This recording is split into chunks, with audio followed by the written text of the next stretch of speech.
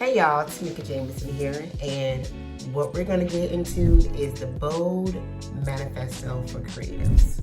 I like to talk about ways you can implement how to be fearless and how to activate that confidence so that you can have that creative career that you ever so desire. So there are some valid points and spaces that you need to actually discover and really truly know about. Now, before we actually jump into the 5 key points that is going to give you that bold manifesto for creatives, I want you to drop in the comments right now. What kind of creative are you? Like, it doesn't really matter what it is. It doesn't even matter if you're currently a creative or living out those creative dreams. I really want you to put that into the comments because your words have power. Whoever you are and whoever you are becoming, you want to put that out into the atmosphere so that it can be true and continue to be true. So shout out yourself and let me know who you are. I am Tamika Jamison. A lot of you may know me as Tamika Newhouse. I am a national bestselling author. I've written 17 novels, 5 nonfiction projects. I'm in the process of releasing my 2nd documentary, as well as I'm a producer. I'm a visionary, I'm a creative, and I have been doing this full time since I was 23. So almost, 17 years. Now, there are 5 points to this bold manifesto for creatives. 1 is reflecting on your roots. 2, stop waiting for permission. 3, collaboration over competition. 4, invest in your craft and not just your gear. Come on, y'all. And 5, master the art of resilience. Now, we're going to really dig in. These are some really, really great points. And once you have really mastered these 5 points, you are a beast that is going to excel further than you ever would have imagined. And I'm going to show you how. So let's dig in. 1, reclaim your narrative. Now, this is about being unapologetically owning your story. Stop letting algorithms and trends dictate your voice. Like, whatever you create, whether it's music, it could be writing, it could be visuals, just make it your truth. The world is drowning in noise. Like, we already know, like, the internet could be super loud, right? And everybody is a creative these days. But you're going to stand out by just being yourself. Now, discovering your narrative is like tapping into your own personal power. It's about peeling back layers of being unapologetically raw with who you are. And I'm a living witness to that, y'all. If you have not tapped into Traces of Mika, it is my memoir. Like, I'm telling my business, literally. But I do this because it's my way to create and also share my story. And it has encouraged other people to share their story. So Traces of Mika, you need to go listen to that. Now, it's not something you can find overnight, but the process can be a game changer. So here's how you can uncover what that is. So, reflecting on your roots. Your narrative starts with your story. Thinking about your upbringing, your culture, your influences, and the experiences that have shaped your perspectives. Like, sometimes it's the small details that create the foundation of a powerful narrative. So ask yourself these questions. What has shaped your worldview? What struggles have you had to overcome? And what lessons have you learned that no one else can tell you? Because you experienced it, duh. Now, these moments of hardship, joy, or pain, or there are these quiet reflections. These are seeds that are a foundation for your unique voice. And that's not something that an algorithm can give you or can be implemented, literally. You have to get real about what moves you. So think about that. What makes your heart race? What are some things that you can't stop thinking about even when you're distracted? And for me, I like food. So sometimes, I talk about food. I even have this concept of doing like a little foodie series. I may still kind of do that. That's a whole nother story.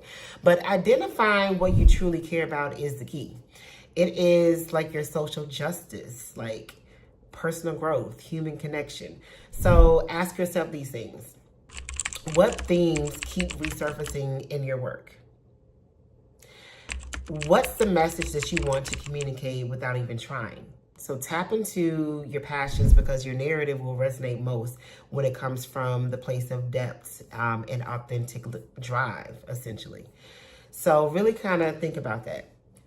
Number 3, you got to drown out the noise. Trust your guts. We all have that gut feeling when we know it's something we shouldn't be doing or it's something that we should be doing. So trust that gut, y'all. Now, here's where the algorithms and the trends need to take a back seat. Let's process this. Don't create to fit in. Instead, let your instincts guide you. Creativity thrives when it's free from comparison. So again, some more thought-provoking questions. What do you really want to say without worrying about whether it's trendy or viral? In other words, just talk. What do you think the world needs to hear, see, or feel right now? And from your mouth, from your perspective. Sometimes the narrative you're meant to share isn't the one that's currently trending. It's the one that's being whispering inside of you all along. So think about that. And you have to experiment fearlessly. Experimentation is key. Like, test new things without hesitation. You can't like really kind of just keep doing the same thing, especially if it's not working. Put out a piece of work that scares you. Like again, Traces and Mika scared the hell out of me because I literally was talking about things that were very vulnerable, very true, and sometimes embarrassing for myself. But again, it scared me, so I put it out there. I guess it's like cuckoo, right? But anyway, I wouldn't be telling you guys to do this if I didn't do it myself. So this is where your narrative truly starts to take shape because you learn what resonates with you, what excites you, and what feels authentic. So ask yourself these things.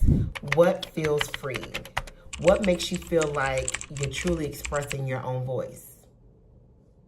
You'll uncover more about your creative self by stepping outside of what you think is safe. We're not doing safe, y'all. Now, listen to your audience. Don't let them define you.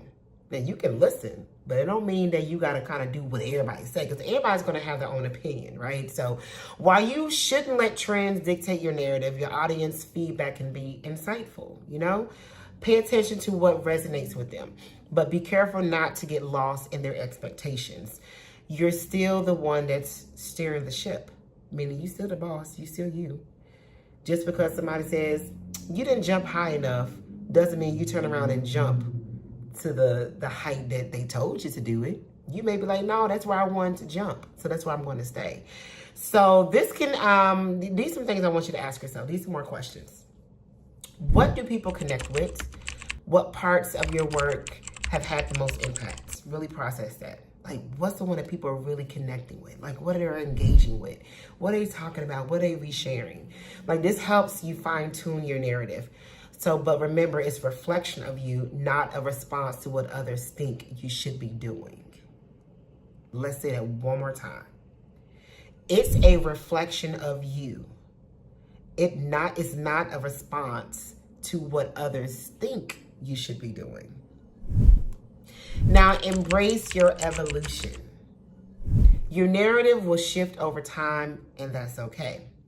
The version of you now may not be the version of you in 5 years. This is true. Very, very true.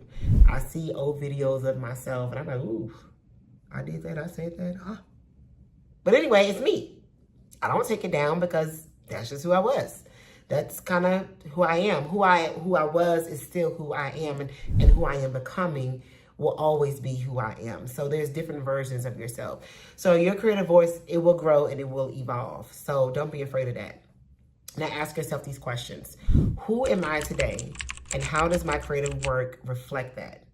What might I want to express in the future that I'm not yet ready to do? The beauty of owning your story is that it's a living, breathing journey. It really is, y'all. So ultimately, your narrative just isn't the words that you write. It's not the music that you compose or the visuals that you create. It's the essence of everything. Everything that you bring to the world. It's your truth. And once you are fully comfortable, you understand it, you embrace that, you can't help but to stand out. So y'all, number 1, that was reclaiming your narrative. So let's dive into the second part. which is stop waiting for permission. Now, stop waiting for permission. So there's no more asking for the seat at the table. Like, bump that. I'm going to build my table, or I'm going to build the room, or I'm going to come and bring my own chair and